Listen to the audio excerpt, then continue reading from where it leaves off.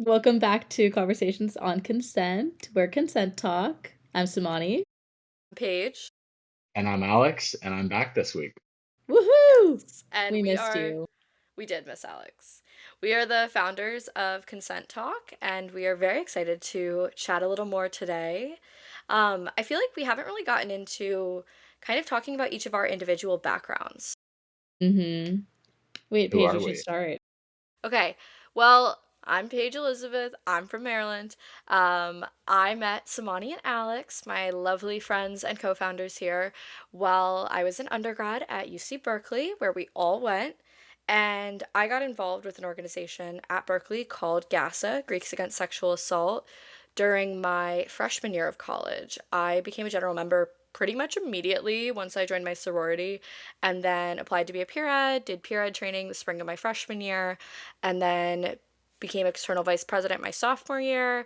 Did that until my junior year, and then during my junior year, I became co president with Samani, and then I Yes. did that through my senior year.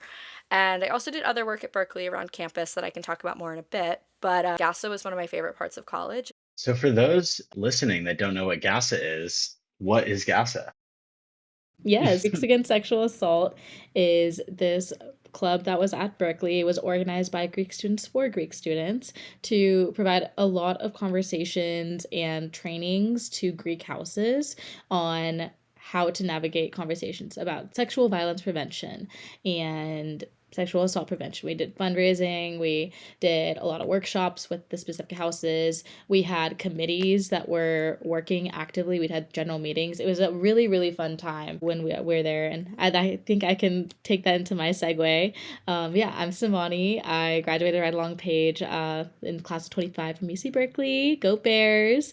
Did a lot of things on campus. I life maxed out in college, I would say. And one of the most amazing experiences was my time with Greek and sexual assault. I joined a little later than Paige. I joined my sophomore fall. Reason being, I actually remember my first GASA presentation freshman fall happened right after my incident and experience, and I could not even sit through that. And afterwards, Matt, who was the president at the time, he had been giving the presentation. He came and found me afterwards and just like checked in on me, and we kept in touch. And when applications rolled around the next year, I was in, and I was so in it that I was director of education for a while, and then also later became president with Paige and another one of our lovely friends. And truly one of the most life-changing experiences with how much we were able to impact and such. And one of my big crossovers is like talking about harm reduction in relation to sexual violence. We're going to get into that way later, but if you ever want to chat about that, that is my tried and true. Yes.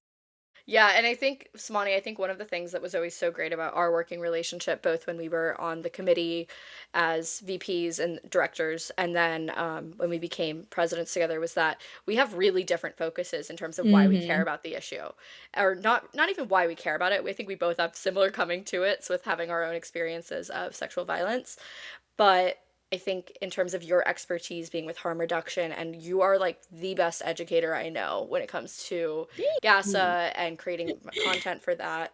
And then for me, it's really the policy side is what I'm super Yeah. interested in, and the systemic changes that need to be made, which Mm-hmm. poli sci major, it works for me. So, Yeah. So through GASA is how we actually met Alex. He knows Matt, who I had brought up earlier, as Mhm. well as the co-president at the time, Kate. who we And love. Alex, why don't we pass it on to you and tell us how you met Yeah, us? yeah. Initially came into contact with GASA through Matt and Kate. And I remember at the time I was president of Zeta Psi, which is my fraternity at Berkeley. And I remember the GASA folks coming in and giving workshops to all of our fraternity members on various topics. I remember specifically the one on bystander intervention, which is very, very practical and gave us some very hands-on stuff for when we would host events on what to look out for, the signs that someone might be uncomfortable, how to intervene in a safe way. And it was all very useful stuff. And at the time, I was also working on Bearline, which was kind of the initial project that brought me into the space. Bearline was an anonymous text hotline system at Berkeley where we basically set up a system of hotline numbers. So each fraternity had their own hotline.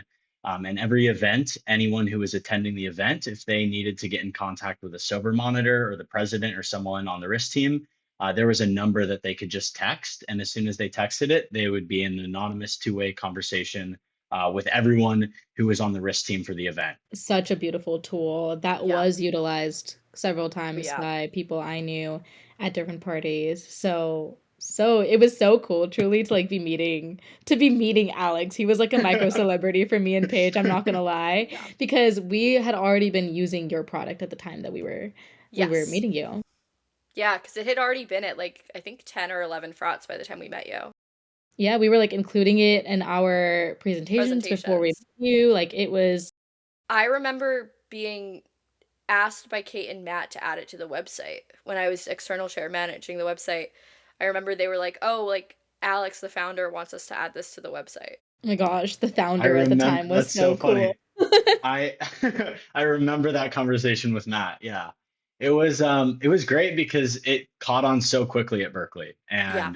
And we started doing it at our fraternity and basically at Berkeley, I know it's different at a lot of schools, but there's a lot of intermingling between the different fraternities. And so we would have guys coming over from Fiji or coming over from SAE or DEEC. And so they would see that we had the system and be like, hey, this is amazing. I want this at our fraternity. And so it very quickly caught on. And so then we had, a whole list of numbers and we wanted to make sure that everyone had access. I think one of the things that was really great about Berkeley in particular was that people were really receptive to what we were teaching.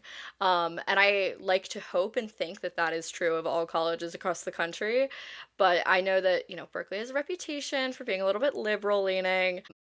There was definitely a willingness to learn. I mean, GASA had existed since 2012, which is pretty Mhm. early for a lot of the conversations. I think a lot of other stuff and other schools that have work that they do with it that I've researched, it started kind of post Me Too movement, like post Yeah. 2017, 2018. So this has been something that we were really fortunate to inherit and like come into and work on. So our hope is to continue spreading the work that we did in undergrad and creating more resources and safe spaces and community learning and community involvement in these issues at many other schools and in many other big Yeah. houses across the country, hopefully. So I wanted to actually bring it back to like, we all started in kind of different places to get to where we're at right now. And so how do we decide on the name Consent Talk? It actually stems from something that a lot of fraternities, actually every fraternity and sorority Mhm. really did at Berkeley, which is at the start of every single social event, there would be consent talks. And how that looked is you had a fraternity brother or usually someone in leadership, to be honest, but yeah, at the beginning of every function, whether you're going on a bus to a date party or you're coming into someone's fraternity house for like a kickback or a party or whatever it was, they would literally be at the front door. This was your entry ticket, right? Like you had to listen to a consent talk before you could go in. And a lot of times they would stop you and make you listen if you weren't listening the first time. And yeah, if either one of you want to go more into like what a consent talk comprised of. Well, Alex, you probably have more Yeah. experience than I do with it, so why don't you go ahead? Actually, Alex, can you give It, us a consent talk right now? Yeah. Can we? No, it was basically, yeah, we would have, I can speak about it on how it went down at Zate, our fraternity. We had this long kind of walkway that led up to the back gate of our fraternity house. And so when people would come up to the gate to enter into the event, it would usually come in waves of people, like a whole sorority would come. And so the whole like alleyway basically would fill up with people, and there would be one brother who was tasked with doing the consent talk, and so he'd be basically screaming on the top of his lungs, like, "Everybody, let me get your attention, please! Like, welcome to Zeta Psi. Here in Zeta Psi, we have 5 pillars of consent. Consent is ongoing, informed, revocable, unambiguous, and enthusiastic. Like, if you need water, you go to this, you go to there." And That's so funny. And yeah, so I want to also point out there are different like words that go on for the five pillars of consent, right? Like I think in Berkeley there wasn't really one model of what people involved, but there were the five pillars, right? Yes. And They had the same point. People would mhm, use varying language to get the exact same point across. yeah, every exactly. every fraternity you go and there would be it would be slightly different. Like it would be revocable would come up at some, or unambiguous would come up at some, and not others. And they would have like a Ongoing would different come word up. for it. I feel like Ongoing, ongoing yeah. Yeah. was used instead of revocable sometimes. Hmm. Yeah. So we thought, why not create like a model that just sounds easy and everyone can remember? So the voice model, we've brought it up before, but always good for a reminder, right? Consent is voluntary, ongoing, informed, clear, and enthusiastic. And that is something that I think is good. It takes all the points that we've heard, it takes all of these different words, and it just puts it in a pretty package to remember for your own brain. An acronym goes so far. And I Hmm. think something about these consent talks that was so beneficial was at the start of the night, it just gets the conversation going, and it gets it top of mind for people. It's like a reminder. You've heard it. You go throughout the semester, you go to dozens of events, and every single time you hear the consent talk. And so it puts you in the frame of mind going into an event, thinking about those pillars of consent.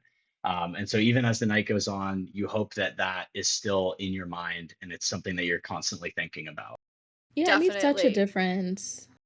Well, and there was also useful information in them of where and how to find water, where and how to identify risk monitors and find Mhm. them, our sober brothers or sober sisters. It was also a genuine safety precaution of this is the information you need to know going into this in order to be in the safest and best position. And I think also it was so, so useful to set the tone, right? A good consent talk meant that I could kind of trust what I was walking into. My friends could trust what we were walking into. Whereas someone who was giving like a lackluster consent talk that would genuinely be like a 2 out of 10 if I ranked them, I would just be like, "Do you even care? Do you even care what Mhm. you're sharing with us?" Right? So it kind of shows you how much they even care that you're coming into this and that they want you to have a good time or a safe time. The Right. best ones would throw in a little example after each one, like an enthusiastic is a hell yes, it's not a maybe. Like they would give you little little examples after each pillar, and so that's how you knew that they were thinking about it, and they took it seriously, and they had you know conversations internally about what it meant to them, and so they could Well, share that at the start of each event. and like going back to GASA, I always felt like the presentations that I gave at different houses that were really great presentations where people were clearly happy we were there, clearly involved. There was nobody, that was like on their phones and annoyed, which we had some of. I would say that 95% of the people I presented to were genuinely like giving me at least pretending to care. Yeah. Whereas the negative was far outweighed. However, one of the The things that we negative. had in GASA was some crazy questions that would be thrown at us during some Oh of these my gosh. presentations and Paige, trying to you had keep one. You had one at one of those frats, I remember. What I was that had one? I mean, I've had so many. One of them in particular was someone looked me like dead in the eyes and is like, "Well, drugging doesn't happen. That's not that's not a real crime." He's like, "That's like murder. That never happens." And I literally was like trying so hard just to like hold my breath because I'm like, I know people who have been drugged here, like at this house. Like, I'm like, okay. But the thing is, you have to keep composure. You Yeah. have to, like, be like, well, I appreciate that. The statistics actually show that it does happen. And, like, these are the stats that we have. These are the stats we've also gathered from our own research, sending things out to Greek Mhm. life here at Cal. You know, da da Yeah. da. Speaking of, this is something that I'd also love to consider, as we grow, kind of rolling out a similar survey. But one of the things we did is we rolled out a climate survey and gathered data and it was all anonymous reporting. So we have no concept of who sent in stuff other than the fact that they were in Greek life. And we had And it we had the male and female demographics of identifying. men Yeah. and what year men, women, non-binary or non-gender conforming. Also their year in college, I think we also asked for. Yeah. Yeah. So that drugging question, the series of questions related to drugging had so many yeses. My And the goodness. I'm not sure, but I think so.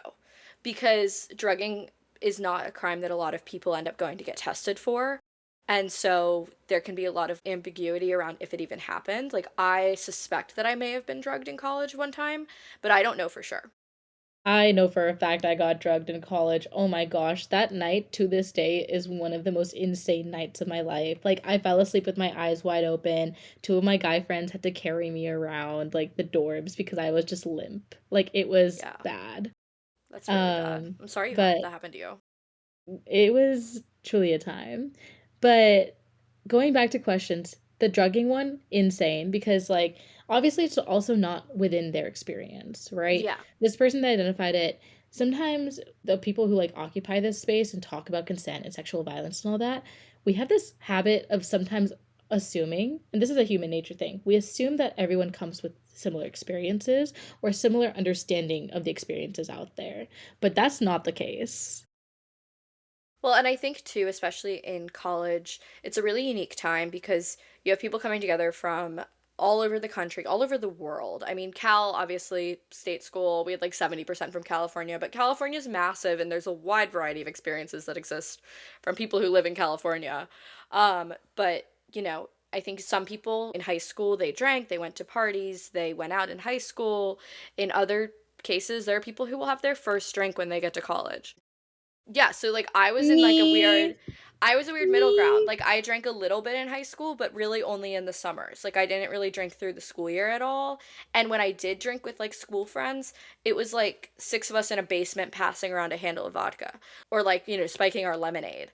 Like, it wasn't party drinking, it wasn't heavy drinking. Like, the first time I ever got really drunk was a month before I left for college because my parents Yeah. took me to Europe with the intention of getting me drunk and making me learn how to drink. Okay. They were in for Teaching Greek you the life. important They things. knew. They're Yeah. like, no, you're not gonna get drunk for the first time in college. I'm like, okay. I got drunk for the first time in college. I did a lot of things for the first time in college and worked out fine also, but I wish I had a little bit more like education before going into it. But Alex, wait, what's your experience with people who come in with different experiences, if that makes sense? Like in terms of in the fraternity, people that would join, or just at Berkeley at large. Whichever, whatever However resonates you with want to you. take it. Yeah. I think I speak on the fraternity just because it was really interesting. We had students that would come from all over the world. We were known for having a lot of foreign exchange students in ZAIT. And so people from South America, people from Europe, from Australia, from Canada, um, all with like very different backgrounds and understandings that they were coming from. And I remember in particular that there was one exercise that we would have the new members do, which is that every new member of ZAIT would write a page essay on consent, actually, and what it meant to them. I And love Yeah. that. That's I feel like great. you brought it up before, but every time I hear that, I'm like, yes, thank you. I don't know if they still do that. I know that that was something that was implemented when I was president. I hope they still do it because it was so interesting to read. I remember because it's all like 18-year-old freshman guys and what consent means to them. And it's in very choppy phrasing and wording. A lot of them had like a really good kind of, I guess, intention and understood like why it's important to make sure that girls feel comfortable, like why you want to make the environment safe, why you want to make people feel welcome and like they will be respected when they're in the fraternity house. I honestly don't remember specifics of what was said in a lot of those essays. I definitely seem to remember some very interesting and kind of out there things from some people. But yeah, it's Fun one. definitely a fun one. Yeah. Yeah. Yeah. I think with that, there's so much to be said with all the different experiences that if everyone does receive, similar education about what consent looks like and how to navigate it in different settings with alcohol, without alcohol, with one partner, with multiple partners, with same gender, non gender, like if there's education that they can refer to and kind of have an idea of, okay, I feel prepped for whatever situation comes up, that's what this entire thing is about, right? Like when we talk about consent, we're not just talking about what's right and what's wrong as much as what can you do to feel comfortable in talking about this? And what can you do to make sure other people are comfortable talking about it? Yes, there's a right and wrong, but I love how there's so many experiences and coming into it. No, I completely agree. And I think too that, college is also a time of like a lot of experimentation beyond just alcohol and different things, but also like a lot of sexual experimentation. Like there's a lot of people that will have sex for the first time in college or will change how they go about having sex, who they're having sex with, all these different things, the gender, all the different things. With experimentation comes, a special need for consent and for learning with one another, figuring out boundaries, making sure that everybody's comfortable. So, Making sure everyone's comfortable. I think that college, like for me, especially, I don't remember too much from what I studied. I studied economics. I don't do anything with that currently. What I do remember was everything I learned socially in college. mm, And I think that that was one of the biggest kind of personal growth that I experienced in going to college was everything Mhm. that happened outside of the classroom of the social scene and going out and meeting people and having experiences with new people. And yes, there's a ton of experimentation that happens in that. And I think that that's why it's so important to have organizations like GASA who can help guide students having those experiences, provide frameworks. Otherwise, you're kind of out on your own. You're having these new experiences. You might not have, um, you know, someone who's talking about how to approach consent and giving you a framework like GASA was, giving us pillars of consent, for example. Um, teaching us how to de-escalate a situation you might encounter. Like you go into a party in college, it's nothing like any experience you've ever had in high school. It's nothing like anything you've experienced probably in your life. And so when you see something that maybe in your heart you know is wrong, you have no idea of how to go about approaching it, like where the risk is, like what kind of dynamics you're dealing with. And so having an educational body like GASA is, I think, so important. I'm Yeah, sure you and both agree. yeah. completely agree. Yeah. I think it's really I love this word of framework because something that I've encountered a lot recently, I do a lot of problem solving in my job. I'm a case manager, and I work with a lot of different patients, right? And there's some problems feel very clear to me what's right and what's wrong and what's the correct way to approach something. But we forget that with all these experiences of where everyone's coming from, as well as what they're comfortable talking about, problem solving isn't as intuitive to a lot of different folks. And so having that kind of framework, right, to assess the situation and be able to confront it and be able to let someone else know and alert someone else, to redirect attention, to engage others, the care model for bystander intervention. If we give someone this framework, it could easily be a way of them problem solving. And I think like that's what this entire mission Mhm, is about, is giving people the tools to then make decisions for themselves in their situations. Well, mhm. right. And I feel like, we've talked about this before just as friends and in conversation. This especially happens in a gendered way.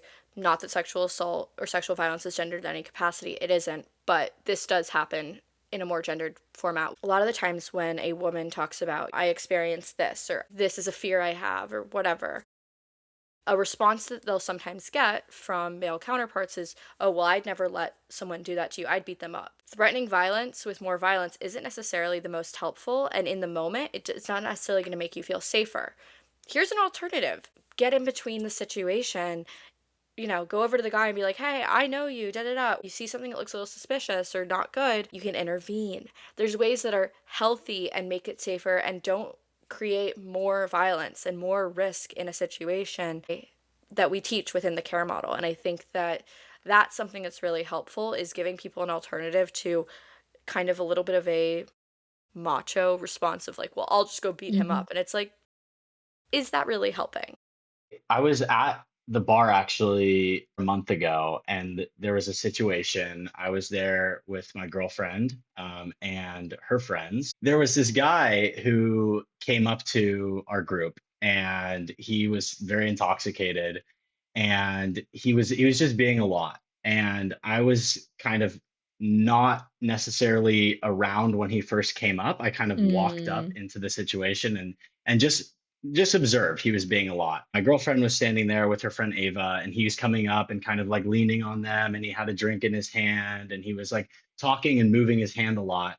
And I was just kind of watching it because I every time he would move his hand like this, his hand would like brush past her. You could see it was kind of intentional. He was trying to touch her, to brush past her chest in a way.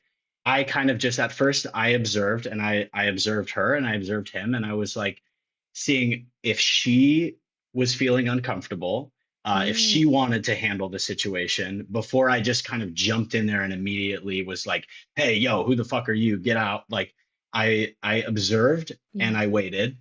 Question for you. Yeah. What were you trying to observe? Like, what were you picking up on from her? What was her body language like? So her body language was very composed. She Okay. didn't seem like she was uncomfortable. She seemed like she was aware that he was, being very weird. She was on high alert. Um, Okay. and then it was when her friend started to get he kind of like had us cornered, almost had both of them at least cornered in this little like smoking section of the bar.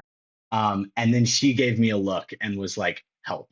And so that's when I was like, okay, now it's time to jump in.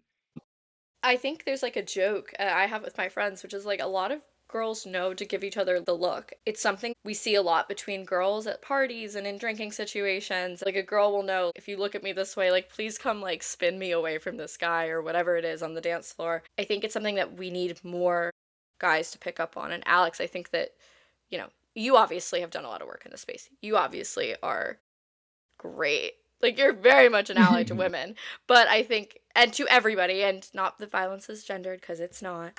But Something I want to say is something I've noticed a lot is those cues that we're talking about, this ability to pick up on body language for at least when we're talking about like male versus female and like males picking up on female cues, like it's a very girlhood thing to be like, if I make the eyes, I'm in danger. And like that intuition, right? And I feel like the guys who pick up on that female intuition are the ones who have females in their life, whether that's their close relationship with their like mothers, sisters, cousins, things like that. That's where I've noticed it. Whereas guys who've had a majority of like male presence in their life, they're a little slower to pick it up if they're not instructed to. I think also something that was reflected to me after the fact I wasn't thinking too much about was that I was giving her the space initially to handle it on her own if that's what she wanted to do, instead of just trying to be like this male savior that I'm just going to come in and protect. And I think that like ideal of the man has to just immediately jump in when someone's talking to their girlfriend or like threaten violence is a very unhealthy paradigm. A much healthier approach is to observe and to wait for a look, a sign like, hey, yeah, okay, now it's time. I need some help.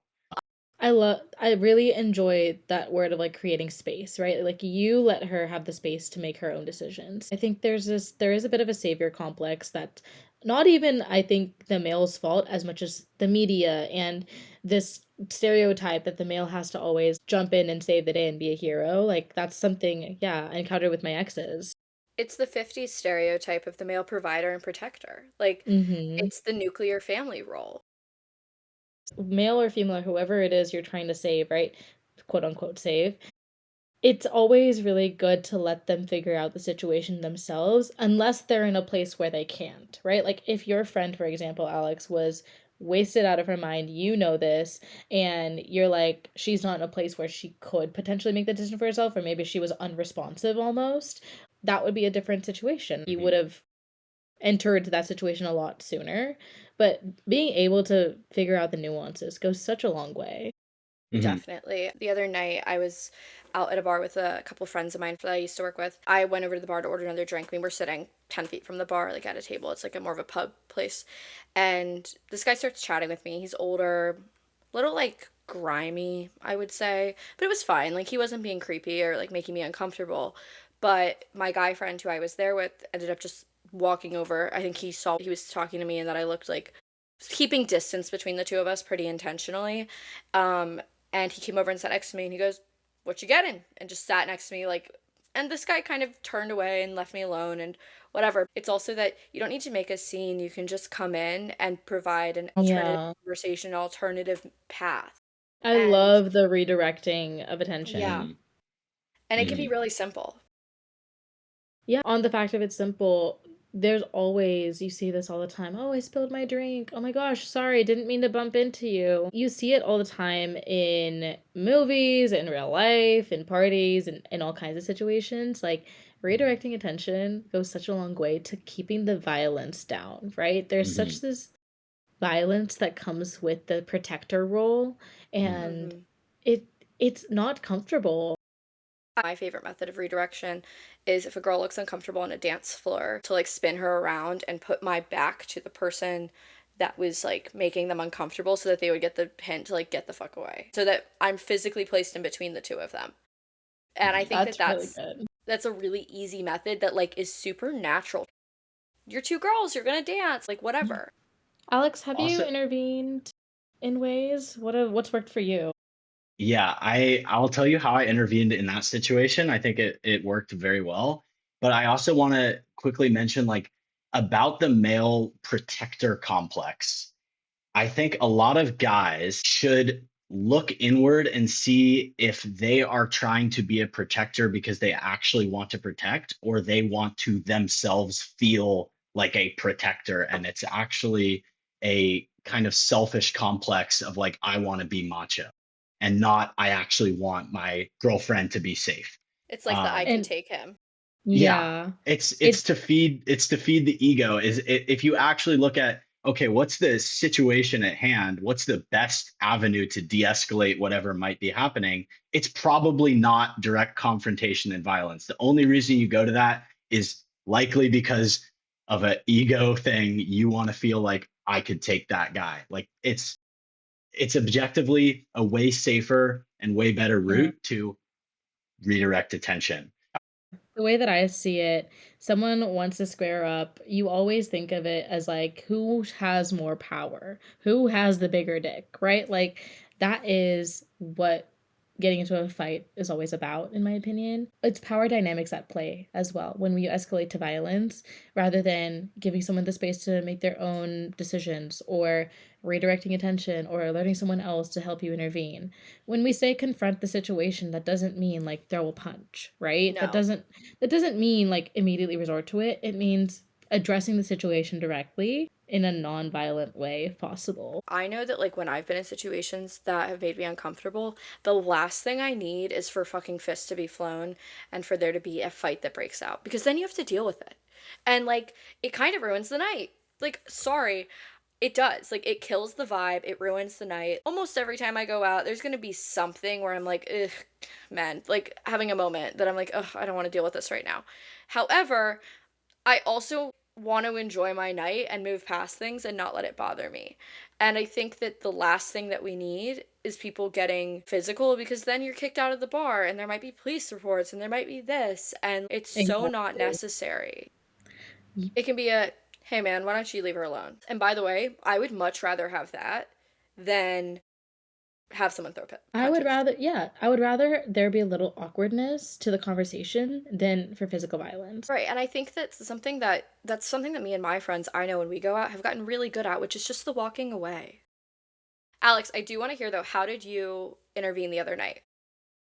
So I just kind of cut right into the situation and took my girlfriend's place with the guy and just started chatting up like, oh, so like, where are you from? And just like making very energetic, excited conversation. Like I was really interested in talking to the guy.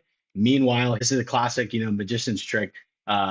Snap here and the trick happens there. They just snuck around the back and left. And I was just so engaged in having a conversation with him that he basically completely forgot that they existed and they left. And by the time they had left and it had been 5 minutes, and now I'm talking to this guy about, how he ended up, his childhood, whatever. I'm like, hey, I actually got to go. And then poof, we're all gone. So I love That's that. That reminds me, I told a group of guys that I was presenting to a fraternity once about the spinning around thing that I like doing. And one of my guy friends is like, I feel like the guy equivalent of that would be going over and dabbing him up. It's like that. mhm, It's like going over and like starting a conversation, like just like putting yourself in it as like two guys now, like, oh, let's talk, like whatever. Good yeah. job. Thank you. Yeah. Wonderful job. It's not that hard to do. And if you're thinking about the outcome, escalating it into a confrontation is the last Mhm. ditch effort if it absolutely has to go there, and 99% of the time it doesn't. Like you can Yeah. you can keep it at the lowest level. You can just be friendly and redirect attention, and in most situations that's going to work, but it can require, for the guys listening, you to swallow your ego a bit and Mhm. not need to best everyone, not need to dominate someone, to just be able to do what is actually needed for the situation. There's so much to be said about consent and violence and bystander intervention and all these different topics that, we've experienced. Keep listening, keep talking with us. We really love it when you guys engage with us and send us things, so please do. I think we're still waiting for a topic from our audience. So whoever wants to step up and suggest something that we should talk about in a future episode, we would love to hear from you. Mhm. As always, a reminder that you can find us on all of our socials at Consent Talk. And thank you so much for listening today, and we'll be back in 2 weeks with another episode.